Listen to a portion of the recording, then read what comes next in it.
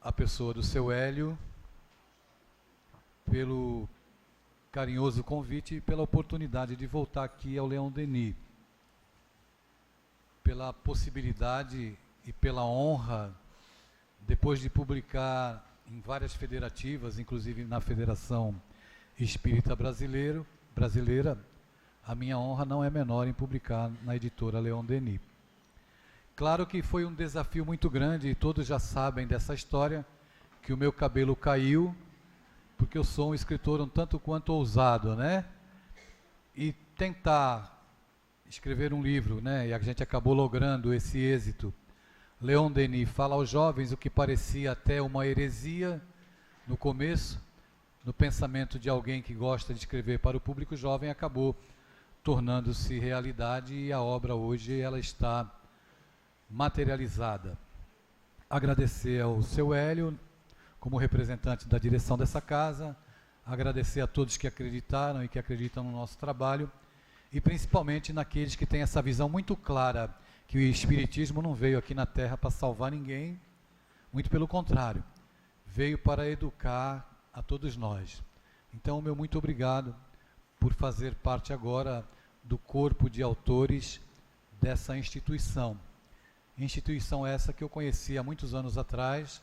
Essa piada eu também já contei, mas é verdadeira, eu tinha até cabelo na época, quando eu fui recebido aqui mesmo pelo senhor Altivo Pampiro, que muito carinhosamente me recebeu, e eu estava no início ainda, né, do meu aprendizado como falador, porque eu não sou palestrante, eu sou falador, e quando eu saí daquela porta, que me deparei com um número de pessoas aqui, né, me olhando, eu comecei a chamar Allan Kardec, Leon Denis, para que eles viessem em meu socorro. Mas o tempo passou e nós estamos aqui muito próximos, então eu me declaro nessa tarde também trabalhador dessa casa, como de outras casas co-irmãs aqui no Rio de Janeiro, que sempre me recebem.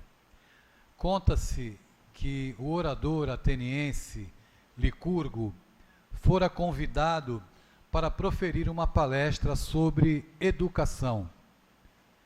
E para estranhamento daqueles que o convidavam a proferir a tal palestra sobre educação, Licurgo pediu um prazo de 3 meses para poder preparar a palestra. As pessoas não entenderam, já que ele era tido como alguém que tinha uma inteligência rara, uma pessoa com uma percepção muito clara das situações do seu tempo. Mas os 3 meses foram concedidos. E durante esse período, muito se comentou, e aguardava-se com muita expectativa o instante em que Licurgo iria proferir uma palestra sobre educação. O grande dia chega, o teatro estava lotado, e Licurgo chega, para a surpresa das pessoas. Aqueles que costumam pensar diferente, normalmente são tidos como louco, né?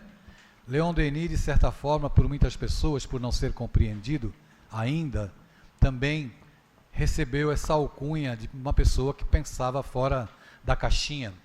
Licurgo chega e, para estranhamento das pessoas, ele traz 2 pequenas jaulas com 2 mastins, 2 cães, e outra jaula pequena onde estavam colocadas 2 lebres. Ele então faz sinal para um dos seus auxiliares, e a primeira lebre é solta. A lebre corre para o meio do palco, ao mesmo tempo que ele sinaliza para que se solte o primeiro mastim. O cão é solto, corre em direção à lebre e estraçalha a lebre diante de todos, causando estranhamento, pavor e até algum xingamento. O que é que esse maluco, que foi convidado a falar sobre educação, promove uma verdadeira chacina da lebre aqui diante de todos nós? Sangue, pedaços do animal estavam caídos, ele pede para que a área seja limpa, o palco é limpo, e novamente ele faz sinal para que se solte a outra lebre. A lebre é solta e corre para o meio do palco. Ele faz sinal e solta um outro cão, que corre novamente em direção à lebre, só que esse a acaricia com as patas, lambe a lebre e tem uma convivência saudável, e a cena novamente volta a surpreender todas as pessoas. Ele olha para os presentes e diz: a minha palestra sobre educação acabou de ser ministrada. Ele recolhe a lebre e o cão e vai embora. E deixa para nós as reflexões profundas acerca de uma situação que nós devemos hoje refletir até no nosso convívio em sociedade e principalmente dentro do nosso convívio com os nossos filhos. Eu acho muito interessante, quando eu lanço algum livro para o público jovem, os adultos se aproximam do livro, pegam o livro e dizem assim: autografa para mim. Eu falo: pois não. Qual é o nome do leitor? É para o meu filho. Eles pegam e pedem autógrafo, mas nem leem o livro. E não se dão conta que o processo educativo não é uma via de mão única, onde só os filhos precisam ser educados. Principalmente para quem se diz espírita e tem na reencarnação uma das bases da fé que abraça. Porque se nós acreditamos na reencarnação, evidentemente que a educação é uma via de duas mãos. Nós sabemos, porque Allan Kardec já nos ensinou, e os Espíritos legaram esse ensinamento para nós, em O Livro dos Espíritos, que existem pais inteligentes com filhos obtusos, e filhos obtusos com pais inteligentes. Então, educar, que é a proposta maior do Espiritismo, e a proposta maior de Jesus, é um tema que normalmente as pessoas não se interessam. As pessoas querem falar sobre mediunidade, sobre depressão, mas educação, evangelização, infelizmente, é ainda algo que está muito longe da consciência das pessoas. E aí, evidentemente, são poucos aqueles que se entregam à tarefa da evangelização, porque ser evangelizador é uma tarefa que não nos coloca sob holofote. Sob a visão do mundo, o educador nunca aparece. E, me perdoem a contundência da colocação, a evangelização, no meio espírita, muitas vezes é vista como a educação no próprio país, algo que não tem interesse e nem importância. Quando, pelo contrário, nós deveríamos nos preocupar primeiramente em lidar com os aspectos educativos que nós necessitamos, que os nossos filhos necessitam, porque vale a pena repetir algo que todo mundo sabe. O Espiritismo não veio ao mundo salvar ninguém. Veio trazer para nós justamente a possibilidade de nos educarmos. E, salvo o meu engano, eu gostaria de trazer, para clarear ainda mais o meu discurso, A Mente Brilhante de Leon Denis, com um livro que, salvo o engano da minha parte, ou a minha memória me traia, foi publicado em 1889. Já pensou?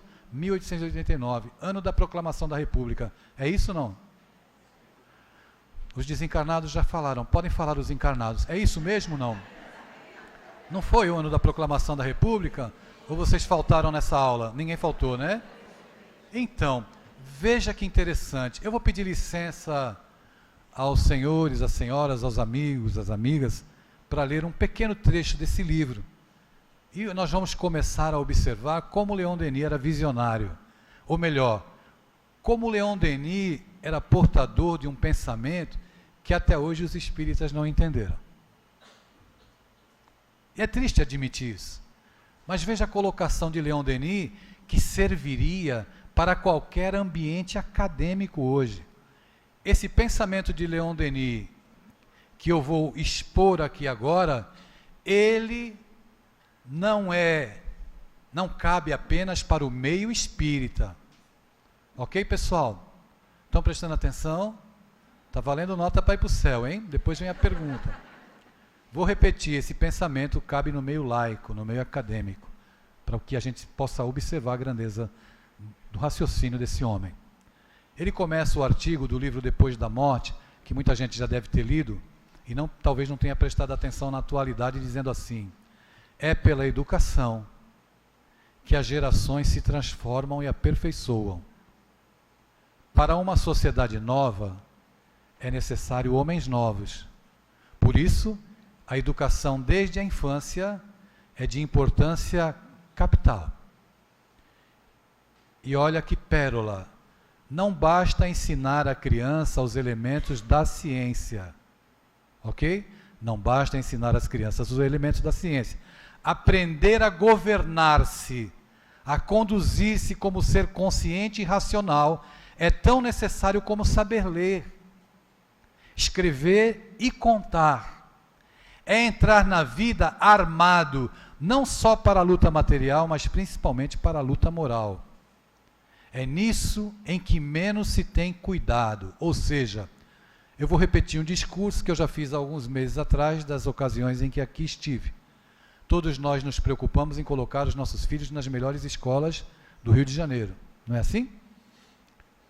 Mas existe um outro capital para o espírito que é mais importante do que isso.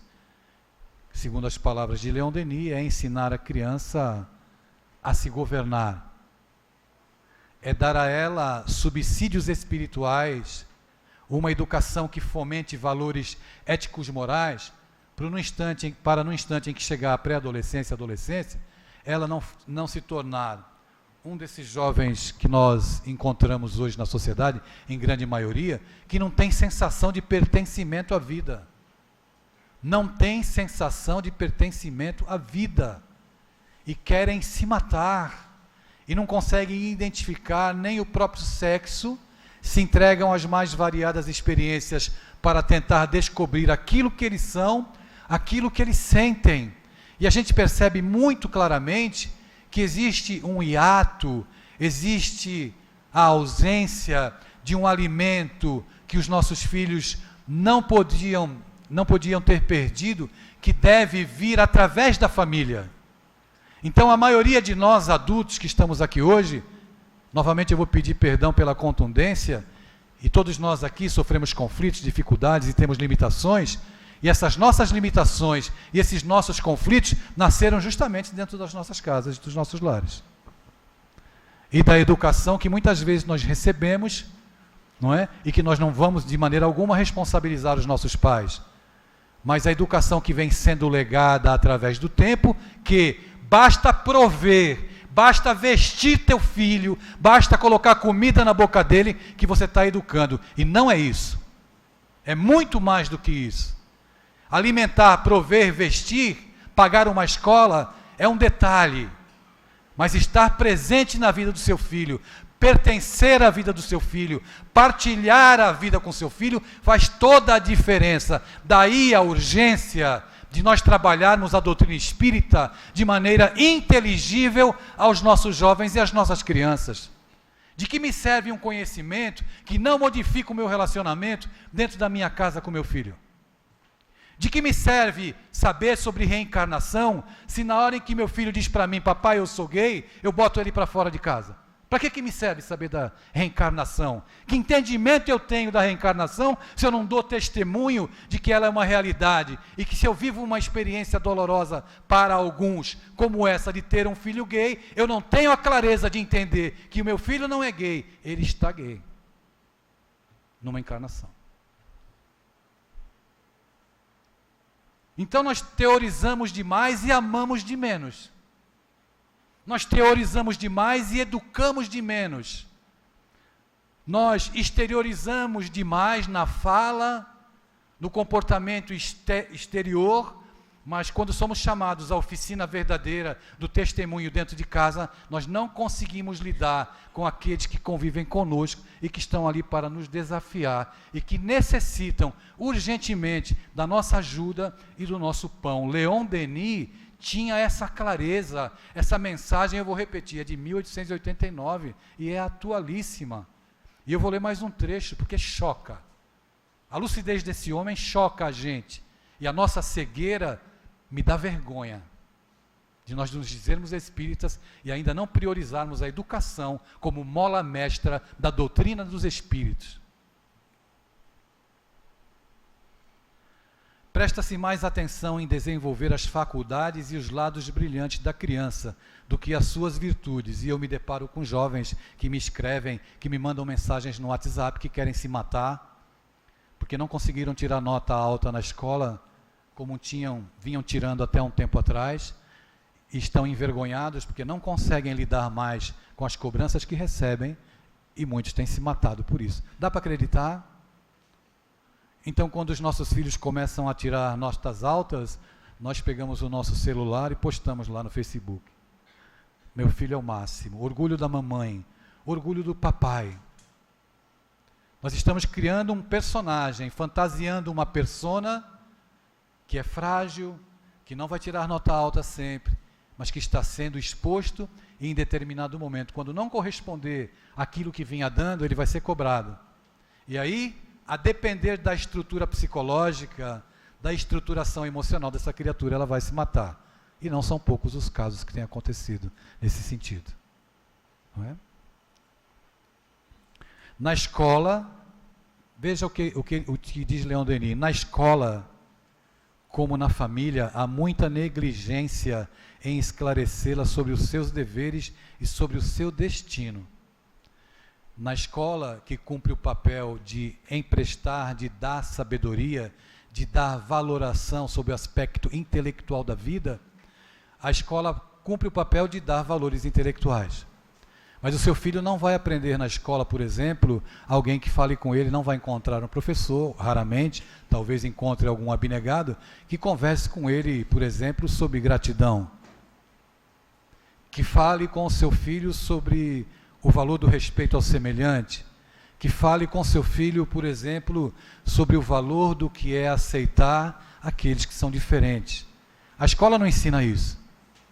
A escola, e é natural, se preocupa em passar os valores para o intelecto. Mas nós vivemos um tempo de tantas urgências, de tantas necessidades, que é preciso que a escola também ganhe um olhar para o ser integral. Existem já algumas iniciativas nesse sentido. Existem já algumas ações que olham para as nossas crianças e para os nossos adolescentes e dão uma valoração não mais apenas para o lado do intelecto. Porque não adianta nada nós fabricarmos criaturas muito sábias e totalmente infelizes por não saberem lidar com as frustrações que a vida aqui na Terra apresenta e vai continuar apresentando para todos nós, porque nós vivemos num planeta de provas e expiações. Então, Leon Denis é categórico e tem uma lucidez muito grande, e eu repito a frase quando ele diz: na escola como na família, há muita negligência em esclarecê-la sobre os seus deveres e sobre o seu destino. Portanto, desprovida de princípios elevados, ignorando o alvo da existência, ela, no dia que entra na vida pública, entrega-se a todas as ciladas, a todos os arrebatamentos da paixão, num meio sensual e corrompido. E eu cito um exemplo aqui, verídico, que nós vivenciamos em certa ocasião, em que uma mãe nos procurou para contar que tinha encontrado o filho assistindo um filme pornográfico no celular, no smartphone. E eu perguntei para ela: quantos anos tem seu filho? E ela me disse: meu filho tem 9 anos. E eu peguei ele assistindo um filme pornográfico no celular. Então eu indaguei: a senhora não sabe que quem tem celular pode assistir filme pornográfico? A senhora não sabe que ao entregar um telefone, um smartphone a qualquer criança, ela pode acessar esse conteúdo? Quando nós entregamos um celular para os nossos filhos, nós temos que ter clareza das coisas. De como a vida do nosso filho vai ser atingida por um instrumento desse, que é maravilhoso, mas a depender da idade, precisa do nosso acompanhamento. E ela me disse assim: mas o senhor não sabe, porque vinha aí na cabeça dela algo pior. Eu peguei meu filho assistindo um filme pornográfico, mas era um filme pornográfico entre 2 homens. Na cabeça dela, o escândalo era maior vendo 2 homens do que vendo um homem e uma mulher, para uma criança de 9 anos. E ela me disse ainda mais: só que o pai dele é homofóbico, porque as mães percebem quem são seus filhos e conhecem. Às vezes elas não querem reconhecer, tentam ignorar, mas se deparam com a realidade daquela alma que passa por essa ou aquela prova.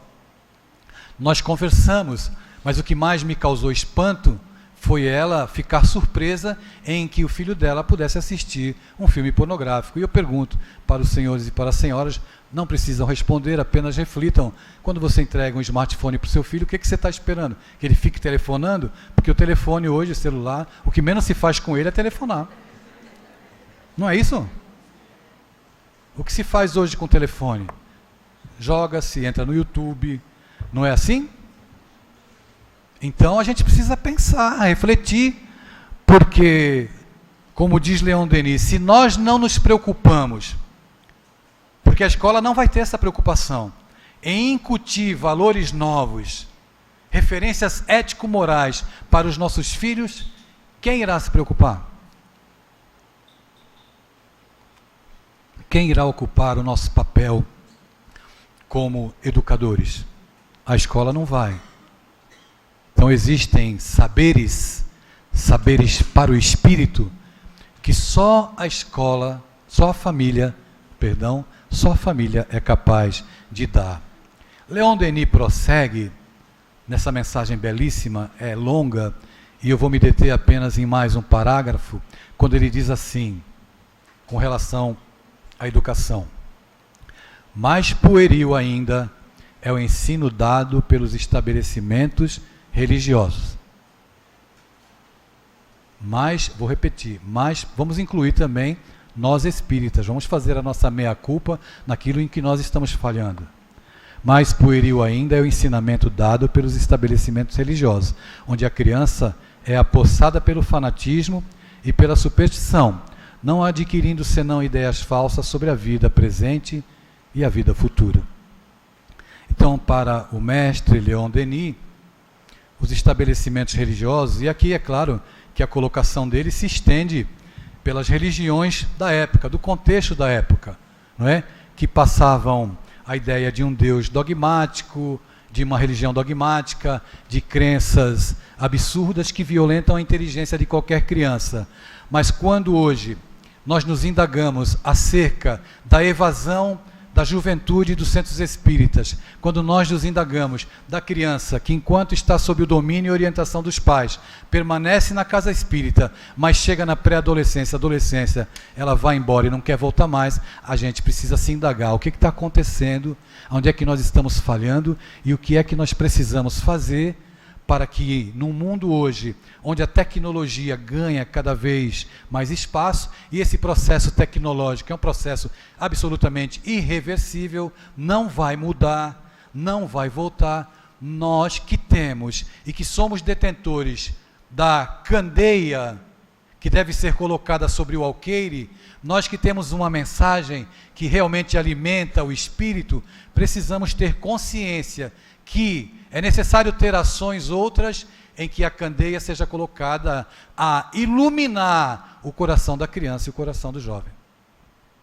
Eu sei que o meu discurso e a minha fala pode ser chata, mas na gênese do que a gente está falando aqui,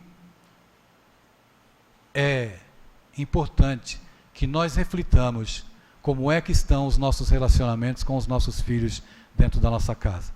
Porque os problemas da automutilação, do suicídio, eles não permeiam lares de católicos, protestantes, judeus, eles permeiam os lares dos espíritas também. Porque assim como o católico não consegue construir uma ponte de relacionamento com o filho que vai para a escola, o espírita também não vem conseguindo. Então, chegam até nós inúmeros depoimentos e informações das pessoas que estão desesperadas. O que é que eu faço com o meu filho que não para de assistir aquele youtuber? Aquele que não acrescenta nada na vida dele, que passa mensagens vazias, que não interessam. O que é que eu faço? Me perguntou uma mãe um dia desse. E aí nós dissemos, talvez fosse importante que a família ocupasse mais o lugar do youtuber. Talvez fosse importante que os pais estivessem mais ao lado dos filhos e criassem programações em que eles participassem do mundo juvenil. Então ontem lá no Seja Barra, enquanto eu falava, me disseram assim, e se o meu filho me pedir para ir assistir o Felipe Neto? Aí eu falei, eu sei que é doloroso, mas vá. Ou você prefere que seu filho vá sozinho assistir o Felipe Neto? Vocês conhecem o Felipe Neto? Ele é hoje um grande influenciador de coisa nenhuma na vida dos adolescentes. Olha o que Felipe Neto causou.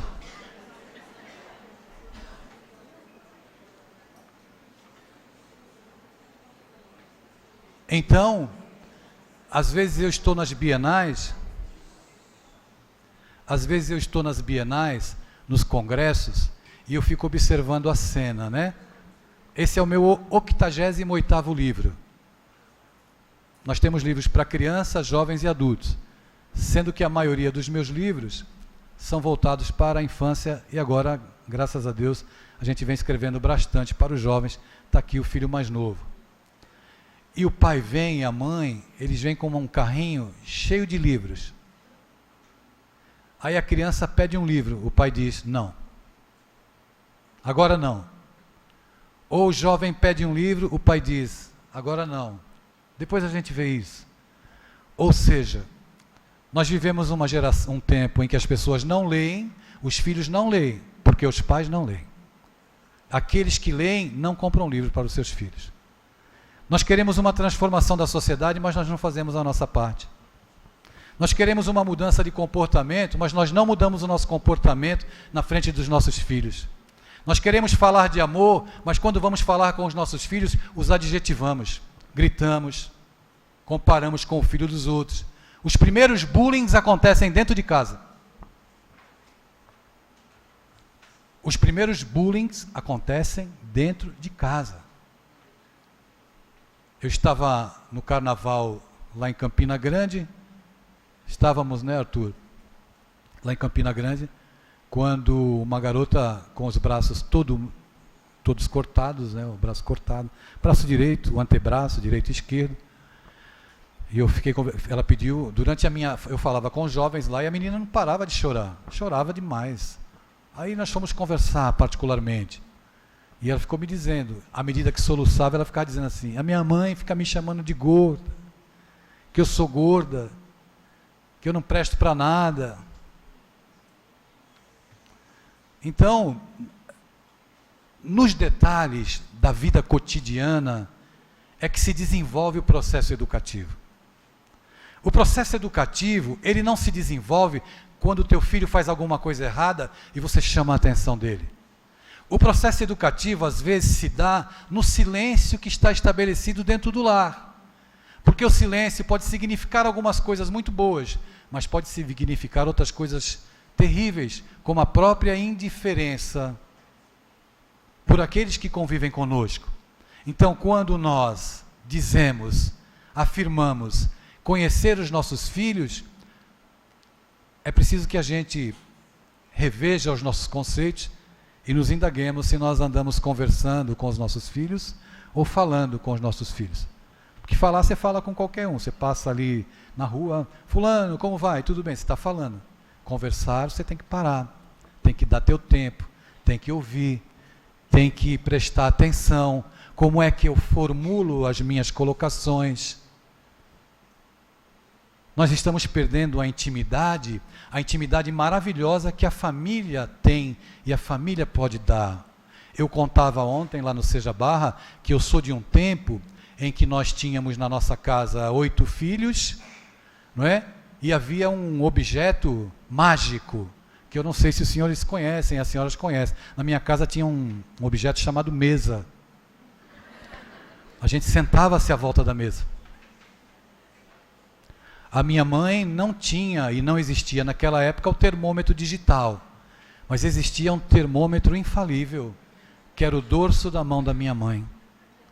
Quando ela colocava na minha testa, quando ela colocava no meu pescoço, ela dizia, ainda não está com febre, mas está quentinho. Esse tipo de situação, que pode parecer pueril, revela o comportamento intimista entre mãe e filho. O dorso da minha mãe, na minha testa, no meu pescoço, é uma lembrança de aconchego e de proteção familiar. É algo que está aqui dentro da minha memória. E quando eu vejo a minha mãe está lá em Santos, com 95 anos. E eu digo para ela: mãe, a senhora está insistindo em ficar encarnada, hein? E eu brinco com ela dizendo: perderam sua ficha, mãe. E ela ri. Mas eu me lembro dela nesses detalhes que acalentam a minha alma. E todas as vezes que eu encontro ela lá debilitada pelo tempo, que ela mal consegue andar, mas ainda hoje, com 59 anos, que ela me liga, quando ela consegue discar, porque ela não tem conseguido discar mais, ela liga, eu converso com ela e ela me diz: você comeu? São símbolos de um sentimento profundo de proximidade e que muitas vezes a gente não observa hoje acontecer. Esses comportamentos singelos no arcabouço psicológico, no desenvolvimento emocional das criaturas, dá um sentido de segurança muito grande.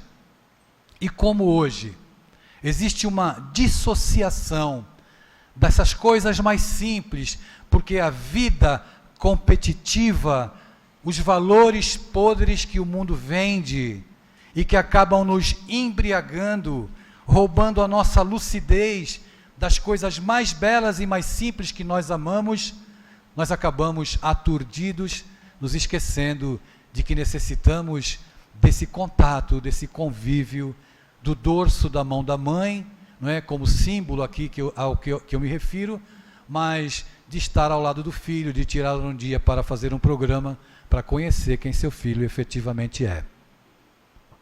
Nós precisamos conhecer. Nós não estamos educando corpos, nós estamos educando espíritos imortais. E eles são, dentro do nosso lar, espíritos que têm um vínculo conosco, mas que nós precisamos conhecê-los. E para conhecer os nossos filhos, nós temos que nos predispor a participar. Então, se amanhã o seu filho, por mais que você fique arrepiado, lhe convidar ou lhe pedir: mamãe, deixa eu assistir o Felipe Neto, vá com ele e leve Jesus junto. Vá ver o Felipe Neto, porque o que importa não é ver o Felipe Neto, é estar junto com seu filho.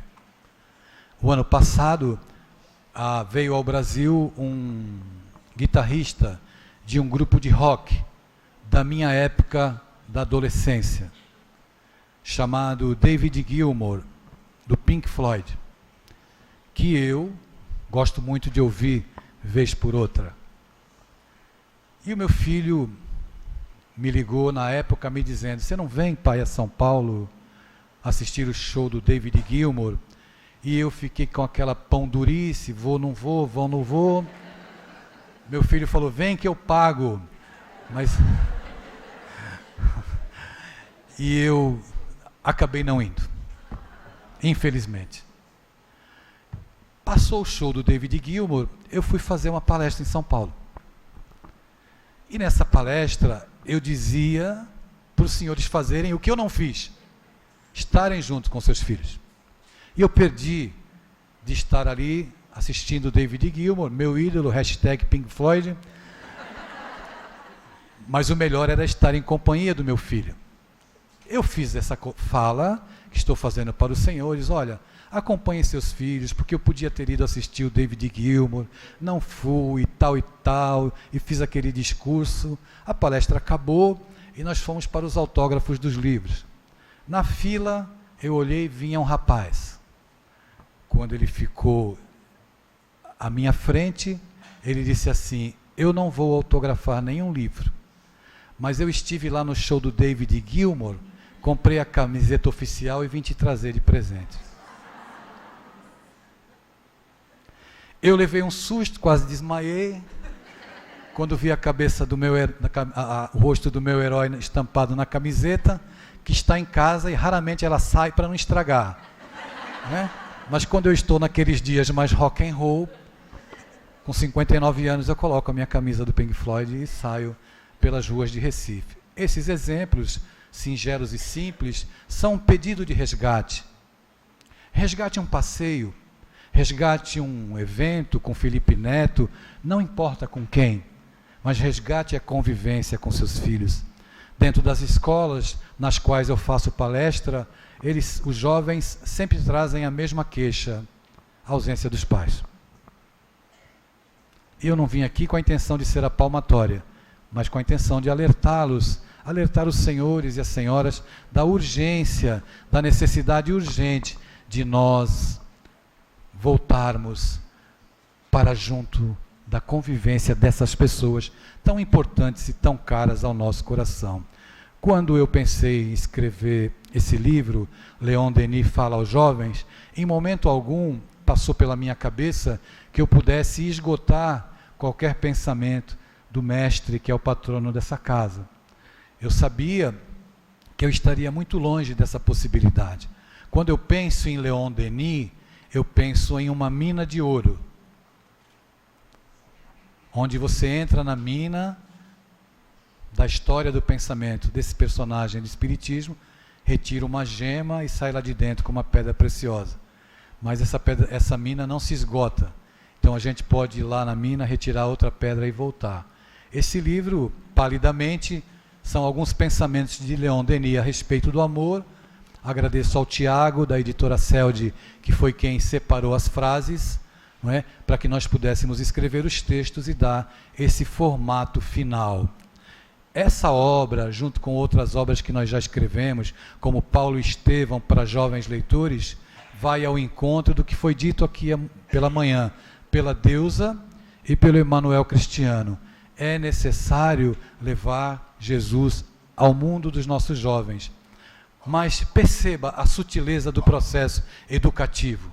Eu não posso falar de Jesus para o meu filho ou para o adolescente que lê os meus livros como eu, com 59 anos, entendo Jesus. Eu tenho que ir ao mundo dele, numa linguagem acessível, procurar ser a ponte entre esses luminares que são as nossas referências no meio espírita hoje, da mensagem cristã, para que esses corações aturdidos e atribulados, que estão sendo bombardeados pelas mídias, porque hoje é muito mais difícil ser jovem. Hoje o sexo está banalizado. Hoje, como eu disse, através do celular se acessa qualquer coisa. E eu já disse aqui nessa tribuna, pelo smartphone você pede drogas hoje, e o traficante leva pelo WhatsApp e joga lá no quintal da sua casa. Então o processo educativo é um processo de urgência e de emergência. E nós, pais, mães, avós, somos aqueles que estão convocados para essa obra. Não é colocar o filho na escola que ele terá um futuro garantido. E ele pode ter uma carreira acadêmica brilhante, meteórica, e parar na Universidade de Stanford, de Harvard, e nem assim ele terá estrutura moral e ética se a família não tiver dado. E a inteligência e o intelecto não vai servir para nada, não vai adiantar nada. Então hoje, quando nós nos reunimos numa casa que traz o Espiritismo como proposta, a gente tem que ter um olhar muito claro de que o Espiritismo não veio para nos dizer assim, olha, apenas isso, existe vida lá depois da morte. Isso a gente já sabe. A pergunta é, existe vida antes da morte? Com que qualidade? Existe vida antes da morte na minha casa, com os meus filhos, ou da minha casa eu fujo e me refugio na oração, no CELD, porque eu não tenho condições de lidar com os relacionamentos intrincados da ambiência doméstica? São essas as reflexões que Leon Denis propõe quando escreve um texto sobre educação, no livro Depois da Morte, 1889. Esse livro é lançado. E a atualidade é absurda. As famílias continuam, como diz Leon Denis, sem se preocupar em passar o essencial para os filhos, e as escolas também não têm essa preocupação de passar o essencial, que é nutri-los, nutrir a alma dos nossos filhos, das nossas crianças e de adolescentes, de valores que possam dar-lhes sustentação na hora em que o pensamento suicida vier visitar. Na hora em que os processos de obsessão coletivos acontecerem dentro do ambiente escolar, porque estão acontecendo.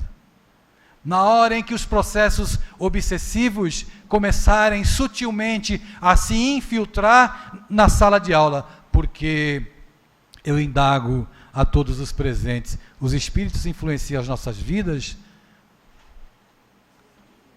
muito mais do que imaginamos, né? Mas eles também influenciam dentro da sala de aula, ou não? Então o nosso olhar não pode ficar restrito à influência espiritual apenas dentro da casa espírita. Aqui é onde a gente vem a unir forças, buscar ensinamentos, orientações, mas como foi dito aqui pela manhã, para nós vivenciarmos, nos utilizarmos da instrumentação que o Espiritismo nos fornece para sermos criaturas mais felizes e levar a essas almas que carecem da nossa participação no seu processo evolutivo para seguirem adiante. Nossos filhos, como eu venho dizendo incansavelmente, nossos filhos são pássaros em voo migratório, voando para o horizonte da própria redenção. Pousaram no ninho da nossa ambiência doméstica para ouvirem a nossa melodia. Os pássaros aprendem a cantar ouvindo os pais cantar. Não é assim? Que melodias nós estamos entoando dentro da nossa casa? Que melodias, que exemplos nós estamos dando para os nossos filhos, para que amanhã eles possam construir a vida e o futuro que eles tanto almejam, que eles tanto querem. Qual é o canto da nossa casa? É de melancolia, é de esperança, é de tristeza? Qual é o canto que eu estou entoando diante dos meus filhos, diante dos meus netos? Tudo é muito bonito, teoricamente. Quando sairmos daqui para retornarmos para os nossos lares, seremos visitados pela rotina, pelo cotidiano. Estaremos ao lado das pessoas que nos conhecem efetivamente e daqueles que precisam de nós, do nosso amparo, da nossa ajuda e, mais do que isso, do nosso exemplo.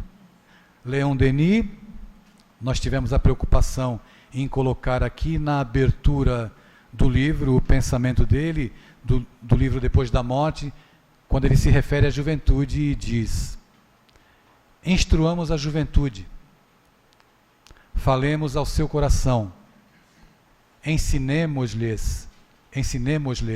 a despojar-se das suas imperfeições.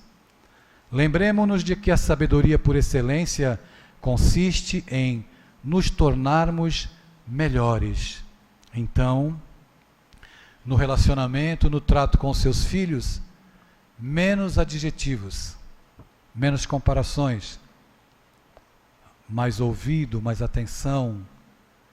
Nem todos que ouvem escutam e prestam atenção nas dores que estão rondando a ambiência doméstica. Nem todos que enxergam veem o silêncio dos filhos que se trancam nos quartos, porque muitas vezes vivem conflitos de toda ordem. Nem todos que espancam os seus filhos, porque os filhos são rebeldes, se portam com uma rebeldia absurda e incompreensível. E ainda ontem eu fui indagado sobre isso, sobre uma criança que é rebelde, e os pais já fizeram de tudo, puxaram a orelha, já bateram, e nós fizemos uma colocação que também aprendemos recentemente. Será que não é uma criança autista?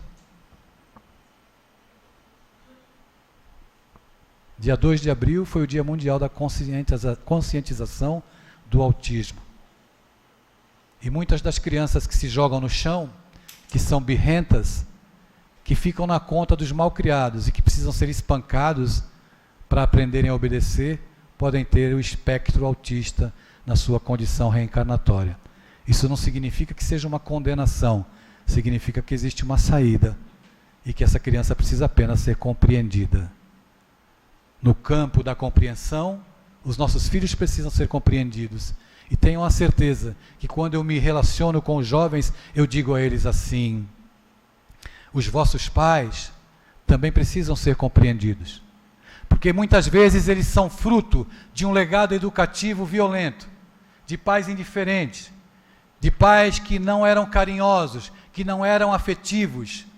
Mas é preciso quebrar essa corrente e, a partir de agora, estabelecermos um novo tempo para as nossas relações familiares. E os legados que não nos servem mais não devem continuar a escravizar os nossos processos educativos.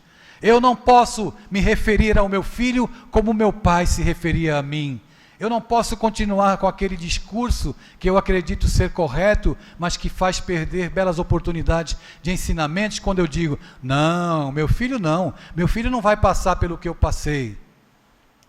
E tudo que você passou fez você chegar até onde você chegou, ele tornou a pessoa que você é.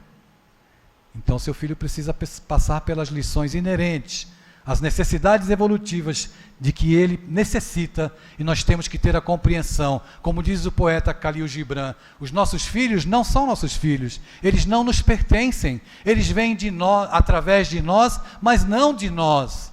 Então esse olhar mais alargado pela doutrina espírita, esse olhar mais alargado, mais compreensivo, não é? Pregado por Leon Denis no livro Depois da Morte, no nosso singelo esforço de trazer o mestre, através dessa obra. Leon Denis fala aos jovens, não é aos jovens na idade física, é a todos os jovens, tenha você 50, 60, 70 anos, porque a gente trata de temas atuais, no contexto atual, que eu não sei como conversar com meu filho, eu não sei como me aproximar quando ele me pede isso ou aquilo, ou quando ele insiste, ou quando ele se silencia. Vale a pena lembrar que o processo educativo não começa na adolescência, o processo educativo vem da infância, e os nossos filhos vêm nos observando desde tenra idade, ouvem os nossos gritos, prestam atenção nos nossos destemperos e vão assimilando, e no instante em que a adolescência vem e eles se mostram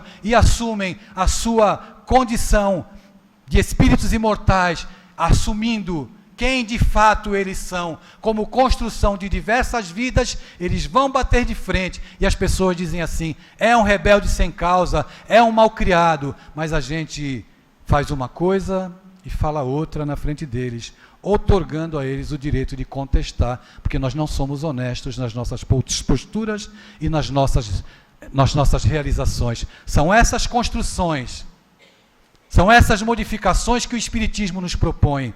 Não que sejamos santos nem santificados, porque não somos e não seremos. Não que os nossos filhos sejam o resultado dos nossos sonhos amanhã, ou da nossa ideação, ou da ideação dos nossos fracassos, daquilo que nós não conseguimos e queremos a qualquer custo que eles correspondam ao que nós não conseguimos ser. Mas nós devemos entender que todo esse contexto não é contexto de castigo, é sala de aula, família é sala de aula, onde nós nos encontramos com essas criaturas para rever, para revisitar, não apenas aquilo que propomos como método educativo, mas a nós mesmos, enquanto espíritos carentes de aprendizado, que os nossos filhos vêm nos trazer, porque eles também são nossos professores. Os maiores professores, aqueles que vêm divergir, que vêm nos desacomodar, que vêm nos tirar do sofá, da preguiça de séculos, de não querer alterar a conduta, de não querer mudar. E quando surge um filho autista, tem marido que abandona a mulher. Quando surge um filho com síndrome de Down, tem marido que abandona, e é conta dos homens mesmo, porque os homens são mais irresponsáveis, que negligenciam as suas famílias. E quando surge um filho gay ou uma filha lésbica, a mãe põe para fora de casa e o pai põe para fora de casa porque está preocupado com a sociedade, mas não está preocupado com o filho. E um pai que é pai, uma mãe que é mãe, não negligencia o seu filho, seja ele quem for, em qualquer circunstância for. Quando um filho nos desgosta, na concepção de quem se sente aborrecido com qualquer conduta, Deus nos convida a sermos cristãos. não para nos acompliciarmos com condutas equivocadas.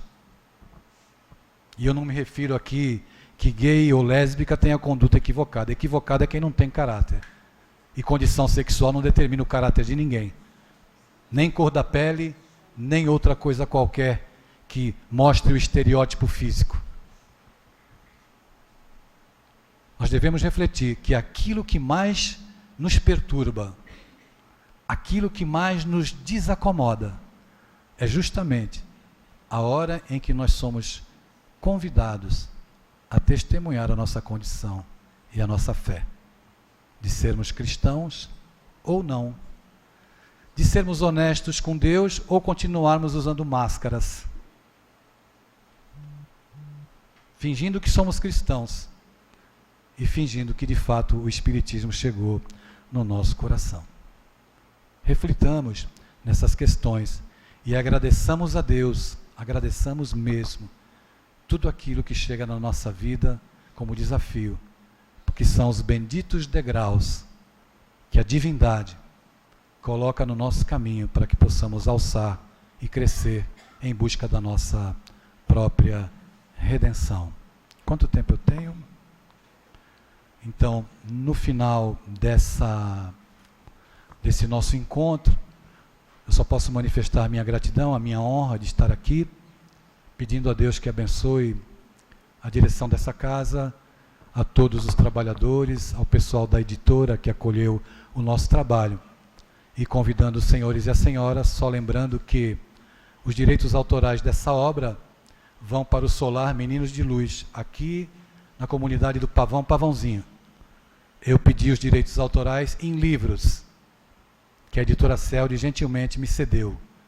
Então, da edição, a parte que me cabe em livros, vai para essa comunidade, aonde eu estive, acredito que há 2 anos atrás. E fiquei, assim, extremamente surpreso, porque eu fui convidado a dar uma capacitação para evangelizadores. Eu vim, fiquei no hotel em Copacabana, foi justamente na semana em que houve a intervenção militar no Rio de Janeiro. Foi 2 anos atrás, né? E eu aguardava o Uber para ir à capacitação, na porta do hotel. A companheira me telefonou e me disse, olha, o Uber está indo te buscar. Como eu não conhecia o Rio de Janeiro, não conheço, na verdade, né? Eu não sabia o nome do bairro, nem a comunidade. Fiquei ali uns 10 minutos esperando e o Uber não apareceu.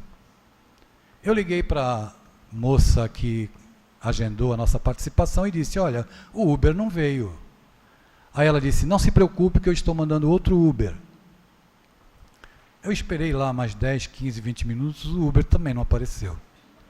Eu já comecei, de certa forma, a me preocupar e me inquietar. Por que será que o Uber não quer vir me buscar, né?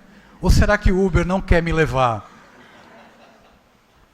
E quando eu liguei para a moça novamente, o Uber não veio me buscar. Ela disse assim, não se preocupe que nós vamos lhe buscar.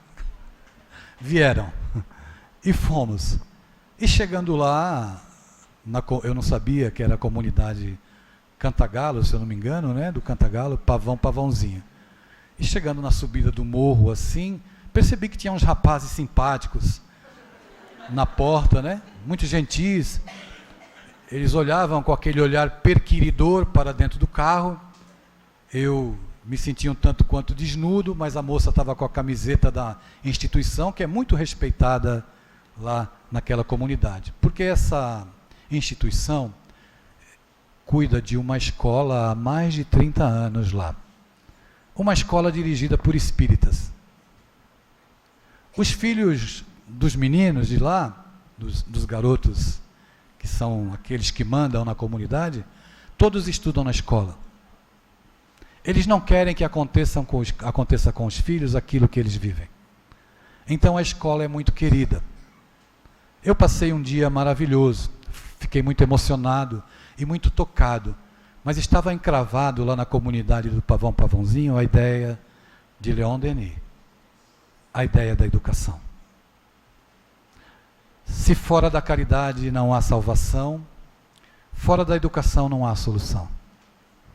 A solução do novo tempo, a solução que fomenta valores éticos morais na alma, é essa educação a que se refere Leon Denis, é essa educação que eu tenho certeza essa instituição propõe E nós, pais, avós, educadores, precisamos ter a consciência muito clara de que nós somos convocados a praticar a educação da compreensão, da autoridade moral, não do autoritarismo, da pancada, do grito e do adjetivo, da autoridade moral. Que o seu filho olhe para você e saiba que você é um ser humano, que não está no pedestal que nós não devemos ocupar, que devemos descer para viver a nossa humanidade e as nossas limitações junto aos nossos filhos. Isso fará com que nós nos aproximemos cada vez mais deles. Então, tenhamos a clareza de que somos convocados. E a comunidade do Pavão Pavãozinho, a escola aos amigos do Solar, a minha gratidão, porque eu aprendi muito nele.